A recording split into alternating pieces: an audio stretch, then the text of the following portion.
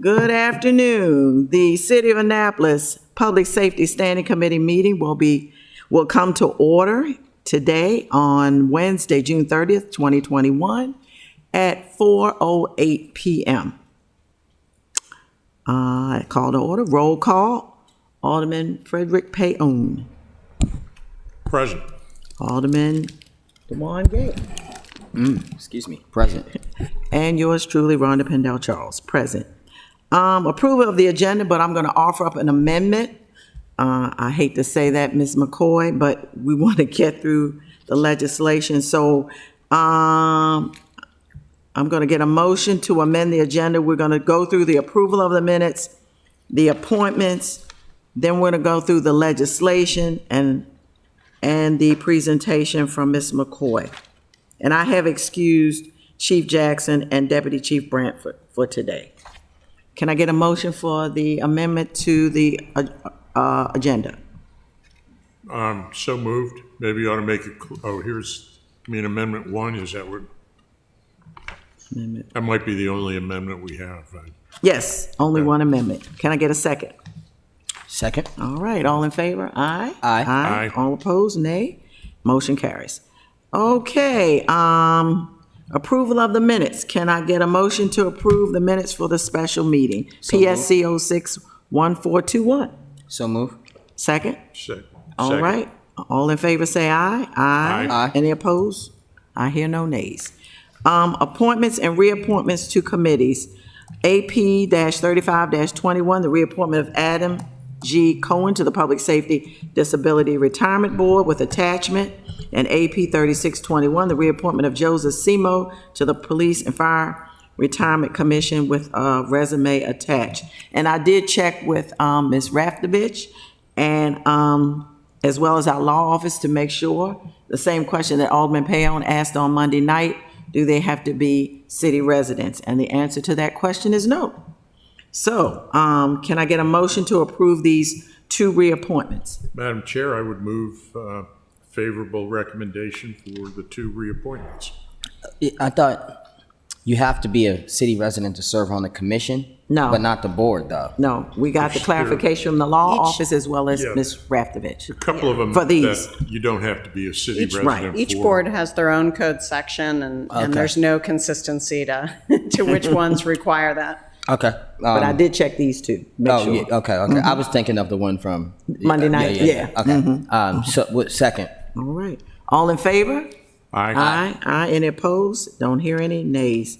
We're going to skip over to legislation before the committee, 0-4-21, medical cannabis dispensaries for the purpose of allowing medical cannabis dispensaries in certain zoning districts within the city of Annapolis and adding a definition. I have had an opportunity to go through the first reader, zoning district map, staff report, the amendment by yours truly, staff report to Planning Commission findings and recommendations, and the fiscal impact note. Does anyone have any questions or comments at this time before we vote? I have none, Madam Chair. I may or may not have any when it comes before the council, but for now I don't. Okay, Alderman Gay, any questions or comments? I have, I'm planning to introduce an amendment to accommodate the concerns, and that's about it. Yeah. Okay, we'll take the amendment first. Amendment number 1 by yours truly. Can I get a motion to put forth that amendment? I'm not sure what it's for, but I'll. It's a 2-mile radius, Alderman Payon, I can read it to you. No, I knew that, but I'm not sure why we're voting again. But I'll go ahead and move approval. Wait a minute. So when you voted in the beginning of the meeting, that wasn't for that amendment. It was the amendment to the agenda is what you guys were voting on. Okay. Okay, thank you. Well, I still move approval. Approval of the amendment. Do I hear a second? I will second. All righty. All in favor of the amendment number 1, 04-21, say aye. Aye. Aye. Any opposed? I am opposed. Okay, we have 1 nay. Just, yeah, okay. I have it. Okay, we have 2 yeas and 1 nay. Thank you. And now we are going to vote on the entire piece of legislation. Is that correct, Ms. Green? O-4-21. Can I hear a motion to approve O-4-21? And I guess third reader as amended. Is that correct, Ms. Green? Say it again. Not third reader, you're just voting on, recommending favorably. Okay, On favor. all right. Recommend favorably for O-4-21. I make a motion to recommend favorably 0421 to the full council. Okay. can I- Second. Second. All in favor, say aye. Aye. Aye. Any opposed? I don't hear any. So we have 3 ayes for O-4-21 and approve, and recommend favorably to the entire council along with amendment number 1. Thank you all so very much. Ms. McCoy, how are you this afternoon? Good. We left off the last time, and we're going to continue with your presentation today. Good afternoon, Madam Chair. I wanted to discuss 2 of the bills, breaking it down by dates. House Bill 178 and House Bill 600, which will, the mandates of which will be due October 1st. They will take effect of this year. We'll begin with House Bill 178. House Bill 178 has mandates for MPIA requests for and personnel records requests, search and seizure and no-knock warrants, and search warrant reporting. On the search warrant front, because the MPIA request will be handled by the legal department, we will go to what the department is currently doing to achieve compliance for the search warrants and the no-knock search warrant provisions within that legislation. By October 1, we will write a standalone search and seizure warrant policy. We will develop training for that new policy, train all our personnel, and implement that new policy. We will review that policy and its procedures by 1 November. Even though the bill takes effect, we want to go back and see if, what's working, see if we need to tweak, not beyond what the law says, but, other provisions that, we would put in it. We want a time to test and then to go back and review. And we will develop a training schedule for all members to receive breach and call out training for search and seizure warrant entry. What the law states is that if we have a no-knock warrant and everyone who enters that location has had to receive the same training. And as you know, our SWAT team is not a traditional SWAT team. It's decentralized. And given that we are, we did have some attritions, and we can't know, who would leave, who would stay, who would be sick, who would be ill. If we had to substitute a person in for a no-knock and a breach, it's prudent that everyone receive that training. And Alderman Gay, you had a question? Thank you, Madam Chair. I was under the impression that the legislation being worked on by our colleague was completely banning the no-knock warrant from use in the city. I'm just here to discuss today what is in what the state legislation, what the state passed, and they did not ban no-knock warrants. So, they yeah, put but very they strict didn't. guidelines for serving no-knock warrants. They didn't ban them, but with the understanding that in this legislation, they could possibly be banned. What is your expectation then? Would you still send them through the training and spend those dollars, or how would that work, considering his goal is to have that legislation passed by the end of the legislative session, which would be before November, right? Because we're on recess in November. Mm-hmm. So, and then we're in recess in August, so it'll probably be like September. Ms. Berger? If I can step in, there's been, as everyone is aware, there's been smaller working groups that have gone over the Alderman Savage's proposed legislation and sort of married it up or compared it to the state legislation. And there's been changes that Alderman Savage is going to seek as a result of some of the things that are in the state legislation, and this is one of them. So there's going to be some changes to that proposed legislation as it relates to the no-knock warrant aspect of it. What is the importance of keeping a no-knock warrant on the books? I can answer that.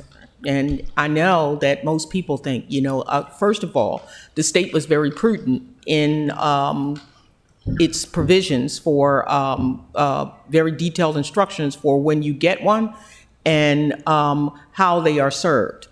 Number one, calling your attention back to Boston with the Boston Marathon bombers, incidents that we have had where we need sometimes, you can't, if you ban that practice and then you have something like a terrorist incident or something where, we, unfortunately, we have a murder now. And, if this person is, holed up in a location, and we need to enter that location and there is information that, that they're going to shoot or anything like that, sometimes you need a no-knock entry.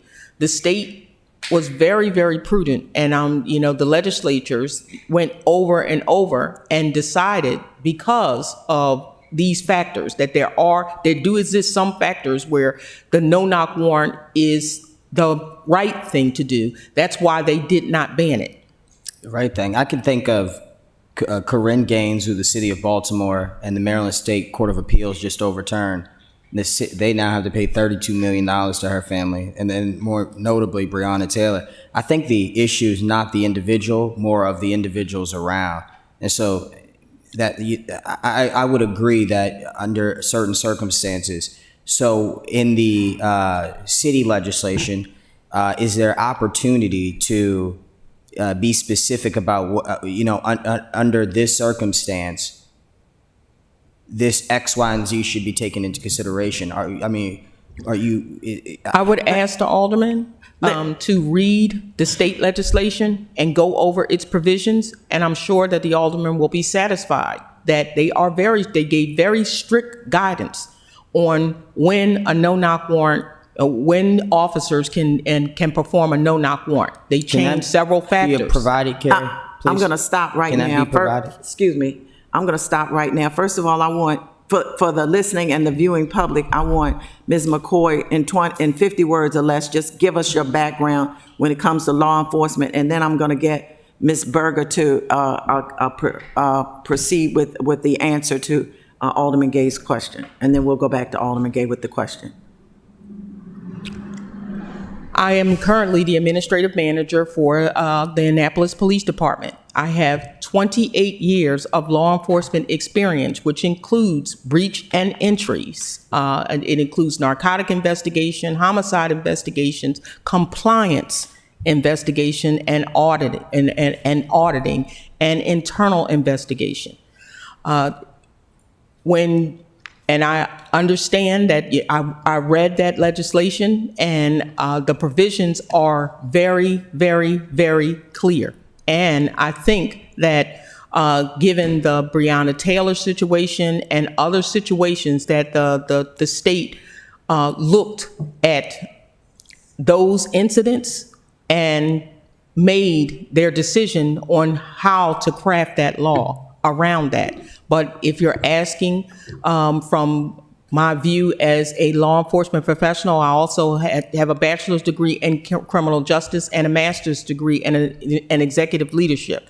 And again, I would ask the alderman to please review the state legislation for sufficiency. I'm sure you will be satisfied that the state met any questions about whether this would be a safe practice. Thank you, Ms. McCoy, and Assistant City Attorney, Ms. Berger. Alderman Gay, what was your question? But just, if you could email me that'd be great, please. Yeah, so I'll email it to you again. I sent out a summary of all of the state legislation that passed probably about a month and a half ago, but I'll resend it to you to make sure you get it. And I do want to sort of piggyback on what Rhonda is saying in the sense that now, when it comes to the no-knock warrants, a supervisor has to approve the application in writing in addition to a state's attorney has to approve the application in writing. And it eliminates the ability for a judge to sign off on a no-knock warrant if the reasonable suspicion is only that there's going to be destruction of evidence. So it pretty much limits to no-knock warrants only being issued if there is a reasonable suspicion that someone's life is in danger. So it does restrict it pretty narrowly, but it's still, and it has those additional requirements that a state's attorney and a supervisor have to approve in writing before it can even be presented to the judge. But the judge is still the one that does make the decision on the no-knock warrants. But it eliminates that ability to seek a no-knock warrant or have a no-knock warrant application approved if the sole purpose of that warrant being a no-knock warrant is because the officers have reasonable suspicion that evidence is going to be destroyed. That is no longer a viable option for a no-knock warrant. But I'll make sure to send it to you. Okay, thank you, Ms. Berger. And it also gives timeframes for when those warrants can be executed. Okay. And they do not include the night. Alderman Gay, any other question on that realm? Okay, thank you. You may continue, Ms. McCoy.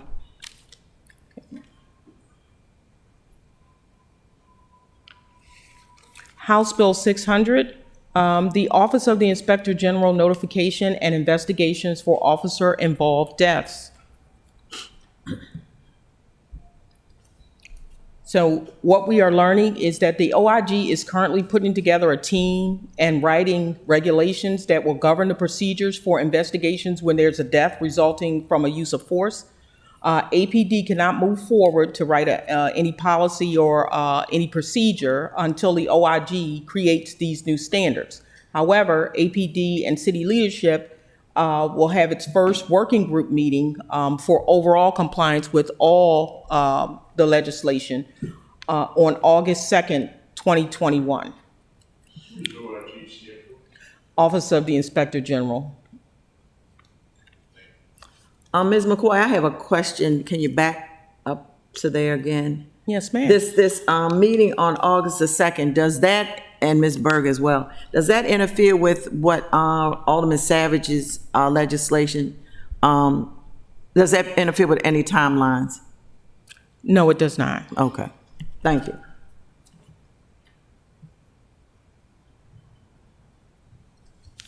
I made some comparisons about what other jurisdictions have done, to move this legislation forward. And I first spoke to Frederick, which they're closer to us demographically. And they are conducting an extensive policy review and writing new policies to comply with the new laws. They're working with Human Resources and the city to change language in the collective bargaining agreements in regards to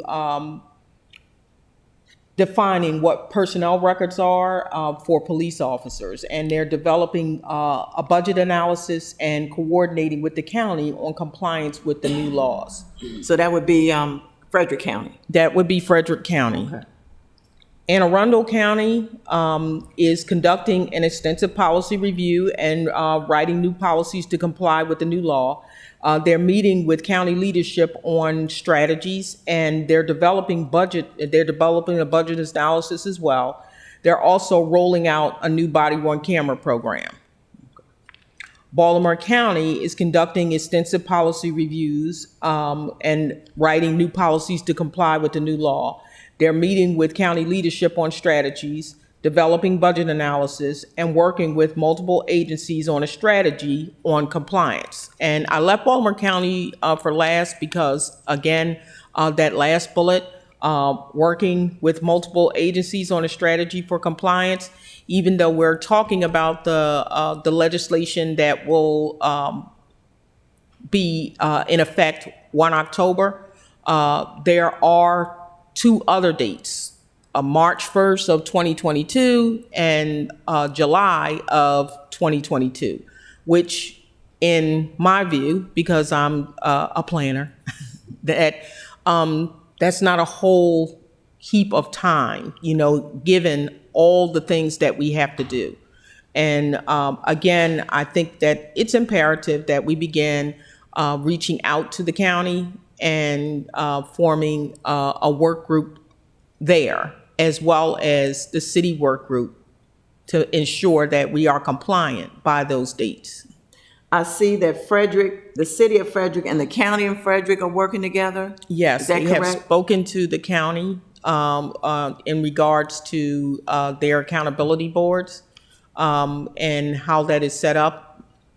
You know, I did speak with Anne Arundel County leadership in the department, and Who is your they- counterpart with the county? with Frederick, it's Deputy Chief Hare.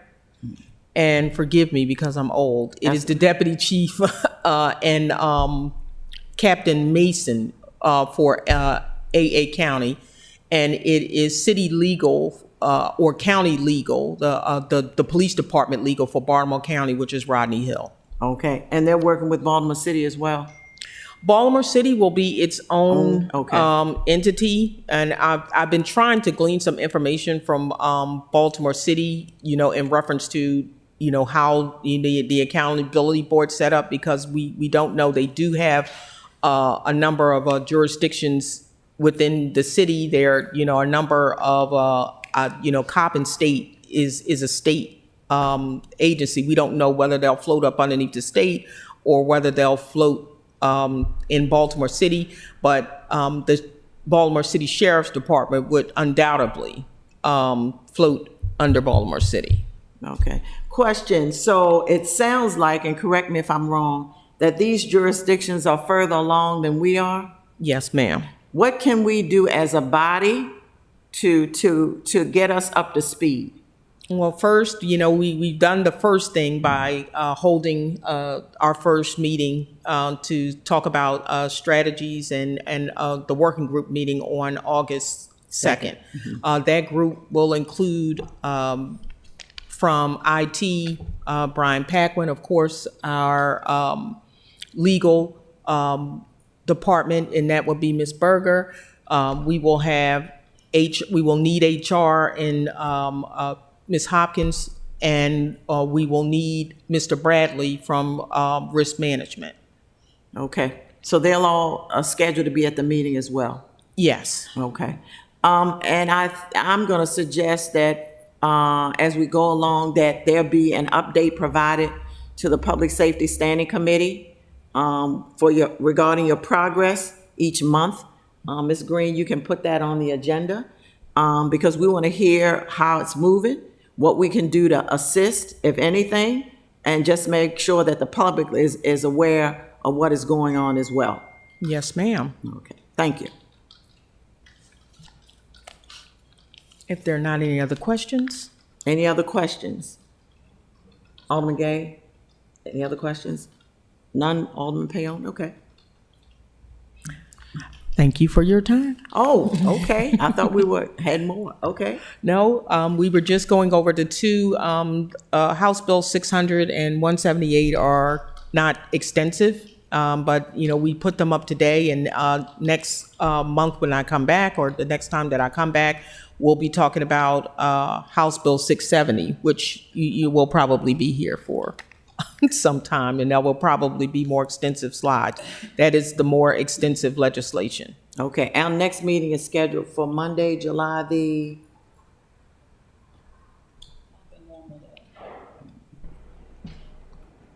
It's July 12th. July 12th. I'll see you July 12th. ma'am. Okay, and we do not meet in August, so then the next meeting, of course, will be in September.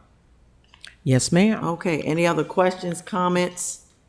Anything for the good of the order? I think we've completed the agenda. I wouldn't mind getting a copy of this, if I could possibly get a copy of your presentation. Yes. I can forward you a copy of the presentation. Yeah, can you forward it to all of us? That would be great. Yes. So I think we have completed the agenda. Alderman Payon and Alderman Gay. I would move that we adjourn. So move. All right, second. All in favor, aye? Aye. Aye, opposed, nay. All right, meeting adjourned at 4:34 p.m. Thank you all so very much. Speedy Gonzalez.